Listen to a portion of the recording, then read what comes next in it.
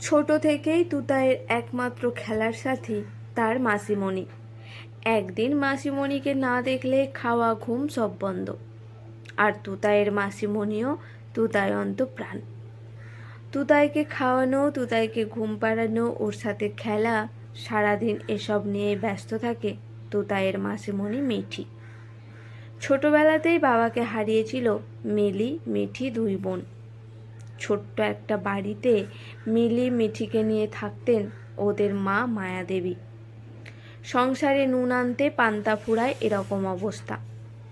বিভিন্ন রকম হাতের কাজ করে কোনো রকম চলতো সংসার।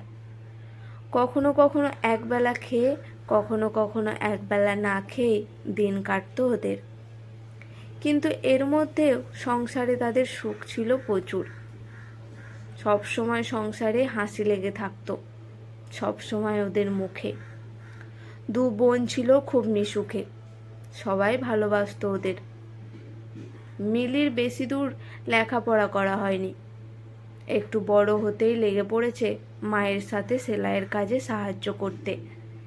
কিন্তু ছোট বোনটাকে থামতে দেয়নি মিলি। সব দুঃখ কষ্ট সহ্য করে লেখাপড়া শিখিয়েছে বোনটাকে। মিঠি তখন সবে সবে কলেজে ভর্তি হয়েছে। হঠাৎ অসুস্থ হয়ে মারা গেলেন মায়াদেবী। সংসারে অন্ধকার নেমে এলো। সংসারের হাল ধরল মিলি। তার মধ্যে মাঝে মাঝে পরিতোষদা বাড়িতে আসতো মিঠিকে পড়াতে, ওদের খোঁজ খবর রাখতো।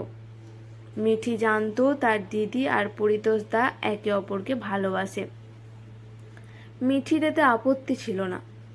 শিক্ষক পরিতোষদাকে সে যথেষ্ট সম্মান আর শ্রদ্ধা করত।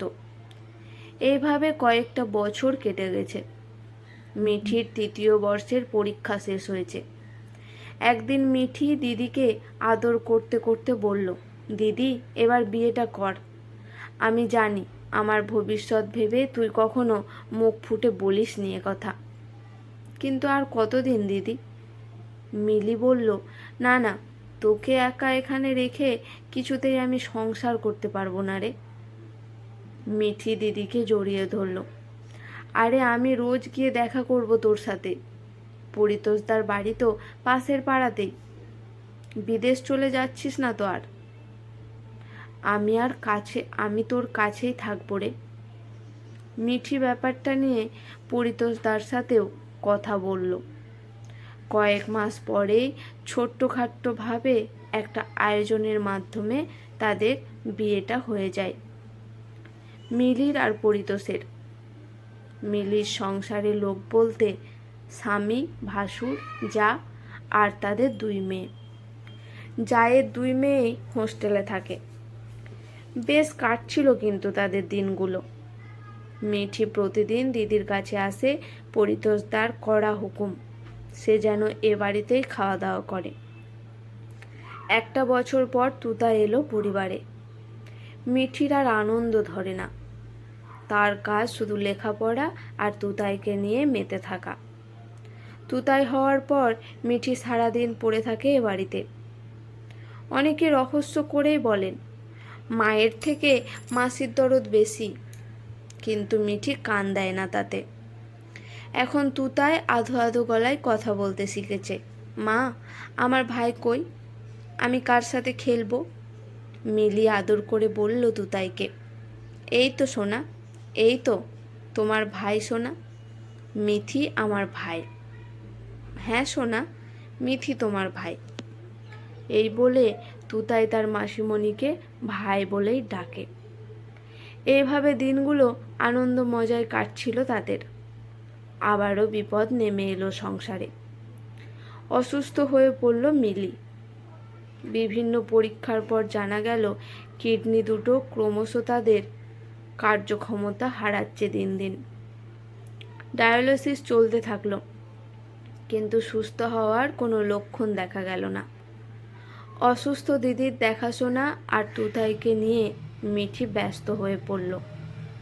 পরিতোষদাকে খুব চিন্তিত দেখাতো। প্রায় দিনই ছুটত মিলিকে নিয়ে ডাক্তারের কাছে। তুতাইকে সামলাতো মিঠি, কিন্তু অনেক চেষ্টার পরও মিলিকে বাঁচানো গেল না আর। মৃত্যুর আগে মিঠির হাত ধরে বলে গেল, বোন, তুতাইকে তোর কাছে রেখে গেলাম। মিঠি তার সব দায়িত্ব মাথায় তুলে নিয়েছে আজ। মায়ের স্নেহ মমতা দিয়ে চেষ্টা করছে সবসময় আগলে রাখতে তুতাইকে। সে মা হয়ে নয়, ভাই হয়েই থেকে গেছে তুতাইয়ের কাছে।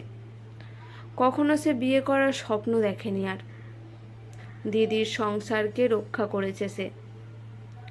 তুতাইয়ের একটু কষ্ট পেতে দেয়নিও। তুতাই একটু ব্যথা পেলে, কষ্ট পেলে চোখ ফেটে জল এসেছে ওর। অসুস্থ হলে দু চোখের পাতা এক করতে পারেনিও। এইভাবে সে নিজের স্বপ্নকে ধামাচাপা দিয়ে তিল তিল করে বড় করে তুলেছে তুতাইকে। এখন স্টেজে দাঁড়িয়ে স্কুলের গর্ব, জেলার মধ্যে উচ্চ মাধ্যমিকের সর্বোচ্চ নাম্বার প্রাপ্ত তমগ্ন ঘোষ ওরফে তুতাই। সেখানে উপস্থিত তুতাইয়ের বাবা, মিঠি, তুতাইয়ের দুই দিদিও এসেছে। বিভিন্ন গণ্যমান্য ব্যক্তিরা তুতাইয়ের হাতে বিভিন্ন পুরস্কার তুলে দিচ্ছে।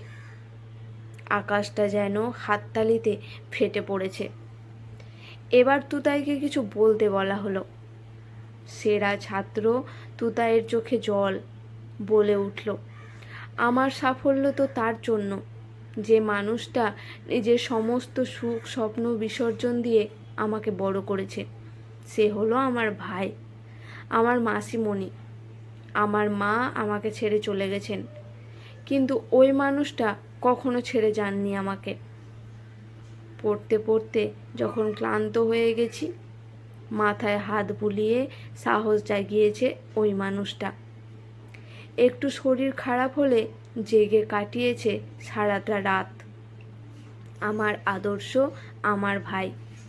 সারা স্কুল নিস্তব্ধ, সবার চোখে জল।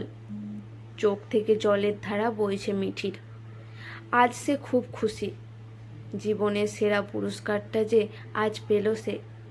চেঁচিয়ে বলতে ইচ্ছে করছে, দেখ দিদি, দেখ, তোর ছেলেকে আমি মানুষ করতে পেরেছি, মানুষের মতো মানুষ করতে পেরেছি। আজকের গল্পটি এখানেই সমাপ্ত। ভালো লেগে থাকলে অবশ্যই লাইক করে পাশে থাকবেন।